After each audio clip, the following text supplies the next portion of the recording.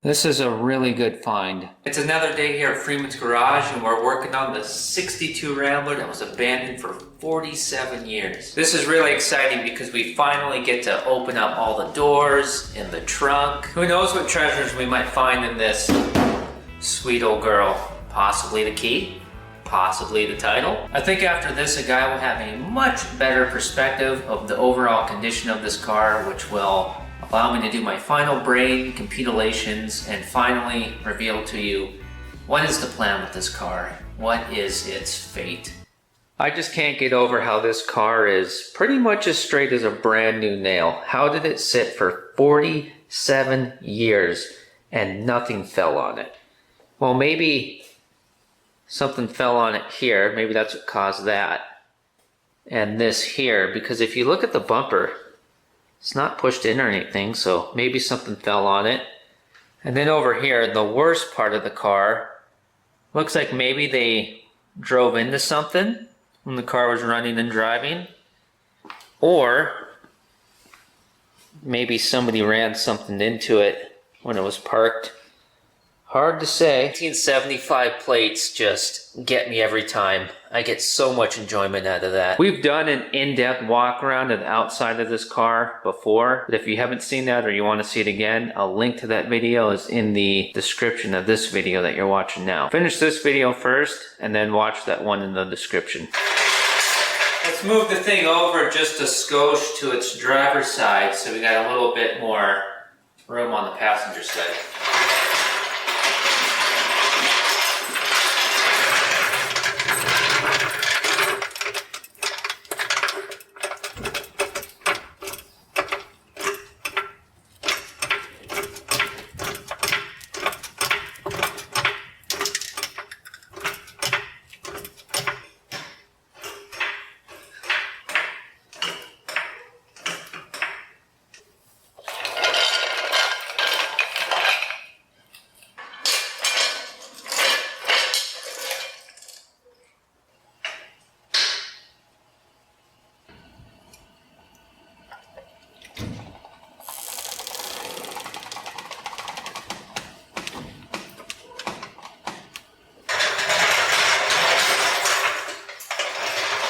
We already got dollies under the front of the car from when she kind of got stuck when we were winching her off the trailer. That is really close. Now we just have to push the car without pushing the fender in.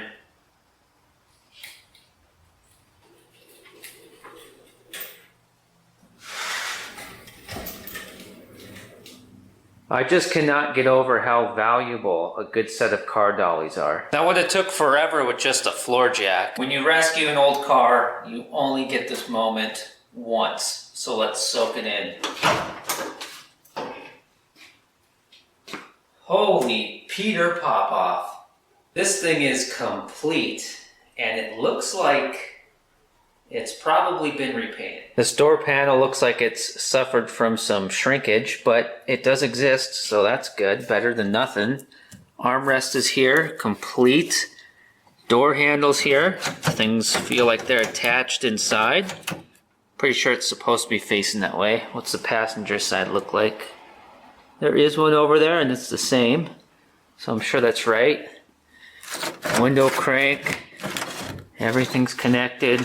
Not missing anything over here except for the latch for the smoker's window, corner window, vent window, whichever one you call it. Look at this sill plate. It's just perfect. And this rocker is solid as can be. Look at the A-pillar. I don't see any rust here. There's got to be some hidden somewhere, but this is solid. The factory door lash or weather stripping is still here. And then this seam here with these spot welds, that tells us that none of this has ever been cut out and replaced. This is all factory metal. Oh yeah, this car's been repainted.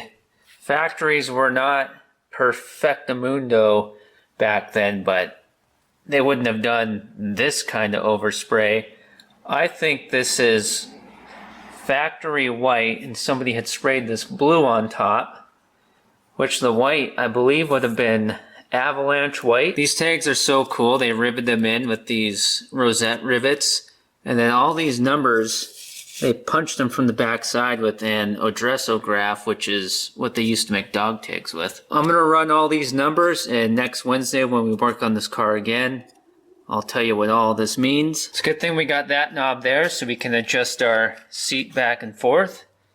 And it's a good thing we got this lever here, because that means in a little bit here we'll play with the airliner recliner seats and see how those work. Every little thing that's supposed to be on this dashboard is here.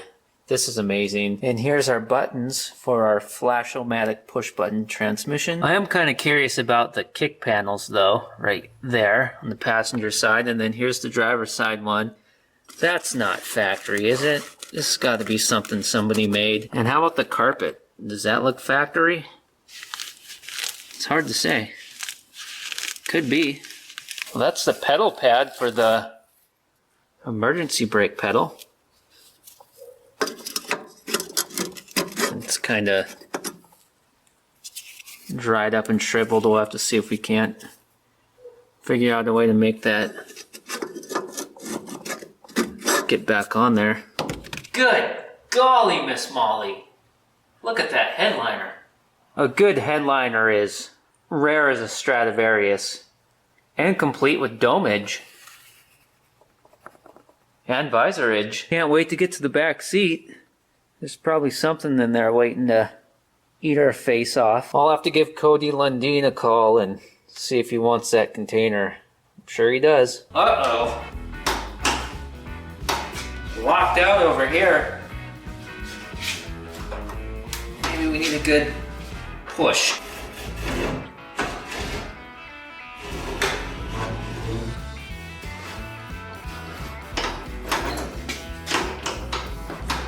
Okay, I'm giving in.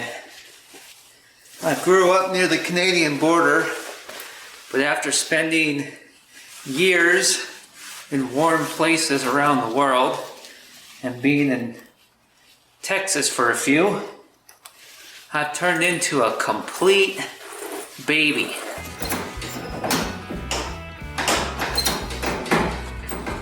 I wonder if it's locked. It could just be locked, couldn't it? If we could get this door open, it would help us search the car better for a key. How about this key from a 67 Chevy? Well, we knew that wasn't going to work. We should probably check the visor, huh?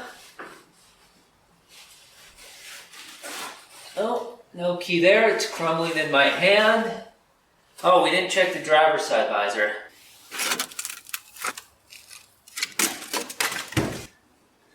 Nothing.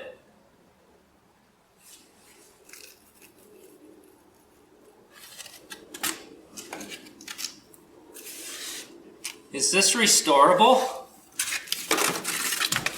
I'm gonna stick you in the glove box. You see anything in there? Is there anything that looks like a key? This looks like a locking glove box door. Maybe there's a key in the glove box door. Nope. That is a nice looking glove box door though. So this door is either locked or it's just stuck somehow, and without a key to try, the only thing I can think of is to get this door panel off and try to get it to open up from the inside, but I'm not sure if we can get this panel off with the door closed. So we'll move on for right now, but it will have to be addressed in the future because we can't be expecting our dates to Dukes of Hazzard it every time.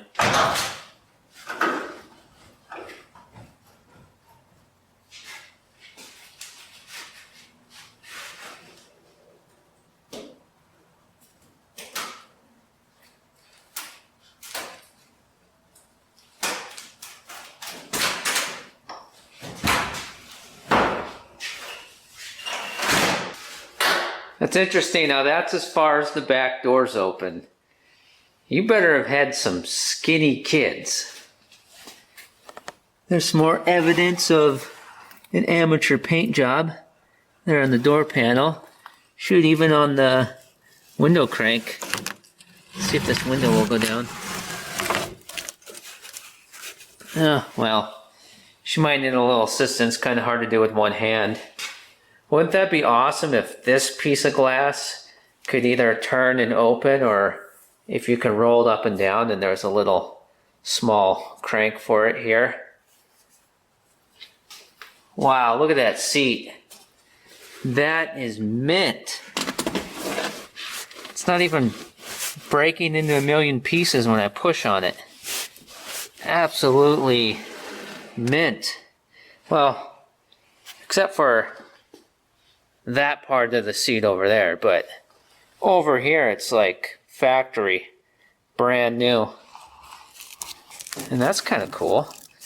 That almost looks like its own factory cover, but then this is on top of it. Well, this has, well, I know this is a factory pattern, and this has piping, and this doesn't, so this must have went over that from the factory. For a second I was thinking that that was factory and then this was added on top, but that's not the case.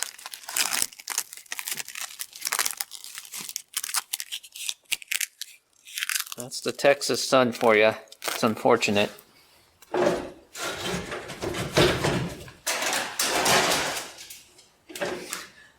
Thought I broke another shop light.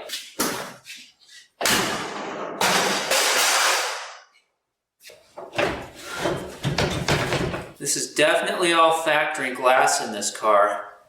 You can tell by how thick it is. When old cars sit out in the sun for decades, the sun fades and sucks out the color from everything inside the car, including the carpet, except for where an item was laying.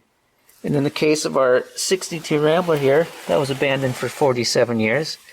You can see that the sun faded the blue carpet all around here, but not here where it's darker because there was something sitting there.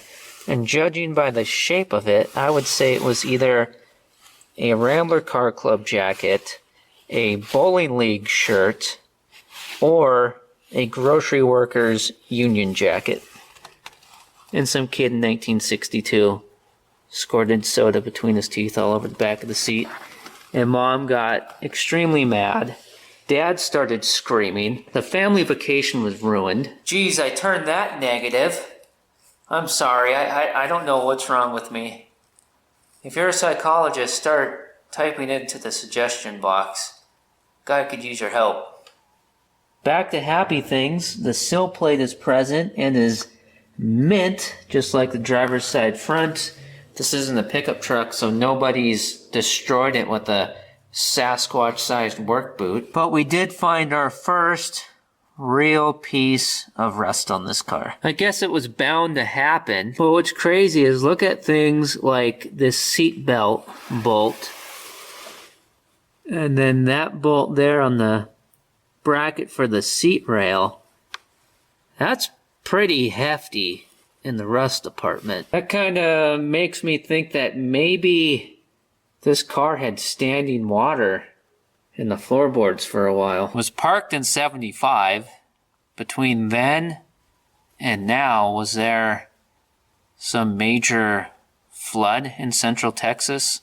This car was sitting in the Austin area. But on the other hand, all the weather stripping is completely dried out and destroyed from the sun. And in our business, we call that a clue. We better look under the front seat on the passenger side and see if there's any treasure under there. Maybe an owner's manual? Maybe a lost wallet we could return. Anything other than snake skins and rat turds. There ain't diddly squat over here on this side, but you know me, I'm an optimist. Let's go see if that's the air cleaner for this car. Well, this seems to be a common theme. Every single window on this car needs a little bit of help. It'll be a fun little project. Another solid rocker. Door seals here. Mint, just like all the other ones. This looks like it's from the visor up front. Let's hope there's not a copperhead underneath it. I think we got lucky there. Here's our air cleaner.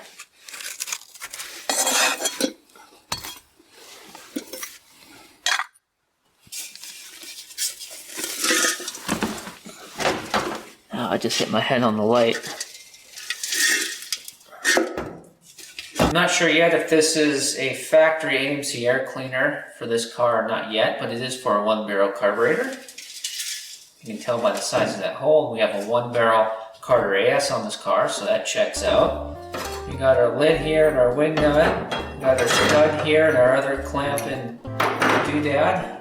This is a replaceable paper filter type element air cleaner, not an oil bath air cleaner. The oil bath air cleaners were starting to get phased out in the 50s when more and more paved roads were being built because the oil bath air cleaners were superior for everything being dirty and dusty. And even after they started to get phased out, they stayed popular for, you know, heavy service industries equipment, maybe county vehicles that see a lot of maintenance, because you could just clean those out and then reuse them for the life of the vehicle typically.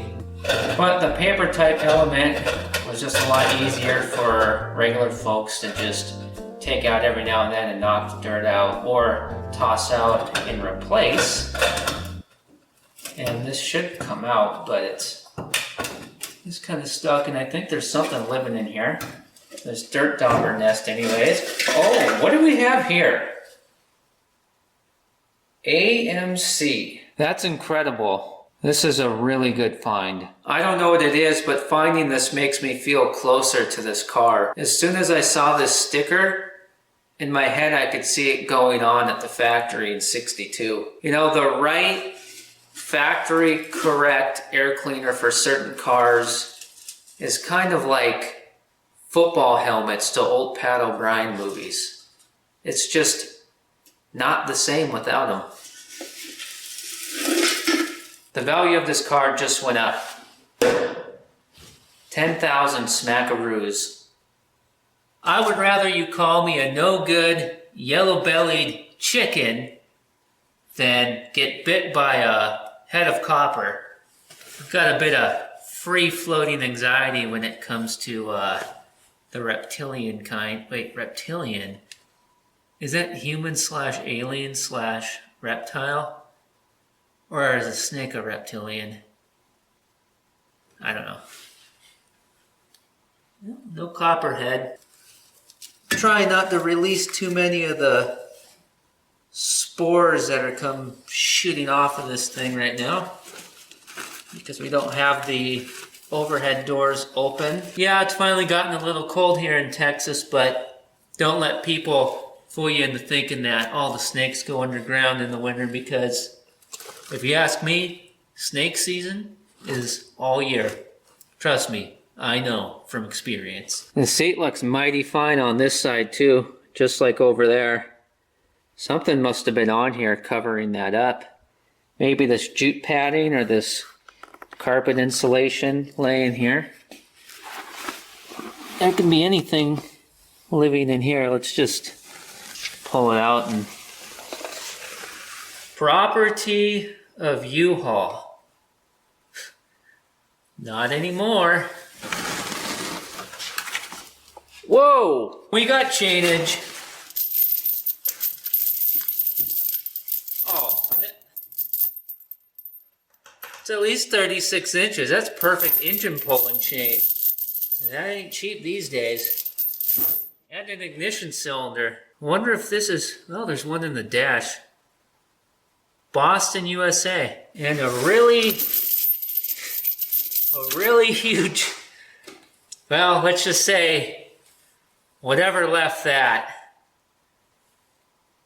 definitely doesn't have any issues with lactose.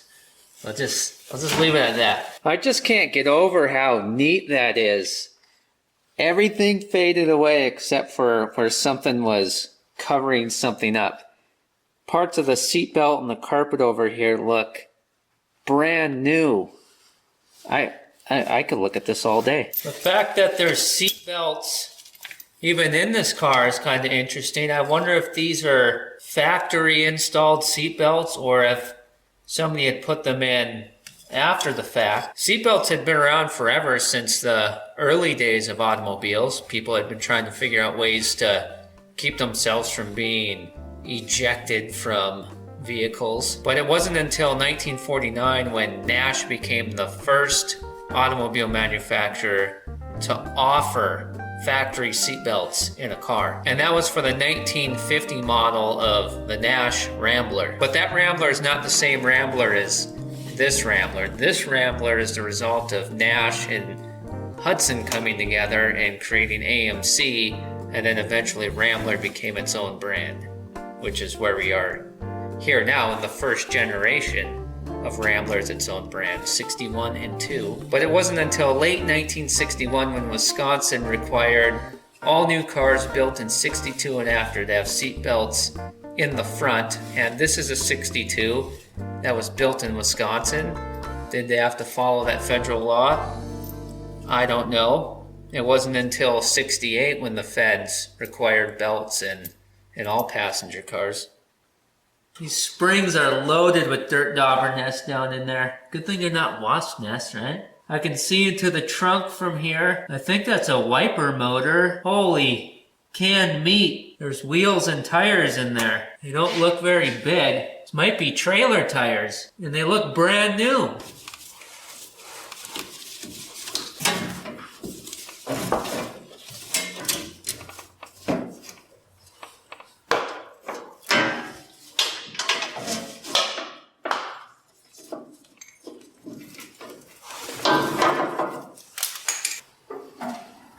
What? Really? I don't know if I've seen a trunk floor this solid on a brand new car. This thing is as solid as Arnold Schwarzenegger's pectoral muscles. Oh my goodness, is this thing just not rock solid or what?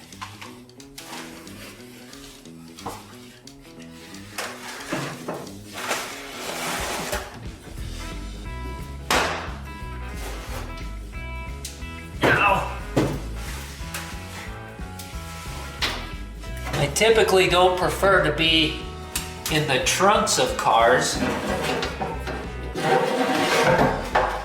but I gotta get these goodies out. Okay, well, you could use that for something.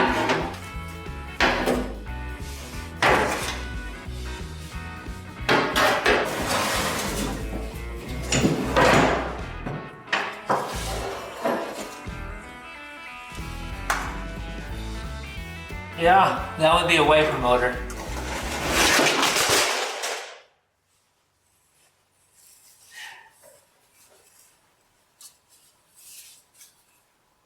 Expect an extreme garage lighting makeover video on the Freeman's Garage Extra channel sometime in the near future. Okay, I guess they're not brand new. Once again, an area that would typically be rotted out on a lot of cars is as solid as a Chevy Silverado dually. So we found 2 ignition switches and 0 keys. Oh, I almost forgot. We gotta try out the airliner recliner seats. Perfect for any traveling salesman. And some say these cars were banned by drive-ins and were father's worst nightmares. I'm gonna show you this first real quick because I keep forgetting. The carpet in this car is it's folded over in all the corners, and then it's actually held down to the floor by screws. Well, I guess it'd be whoever painted the car put that carpet in at the same time. I thought it was all the way back already. Let's try sliding her forward to get, you know, we need that extreme shop light makeover.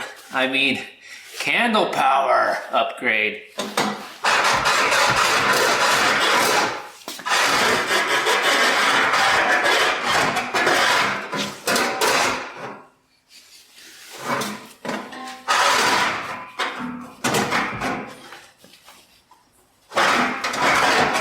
Well, if we could get and passenger side door open.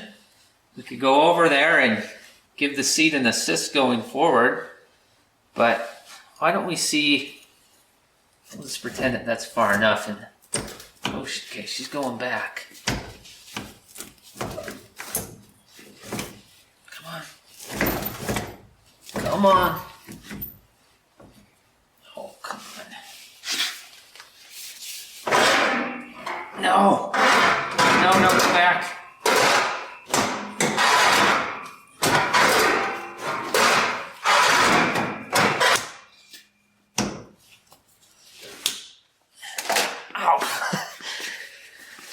Ow. Sometimes I wonder.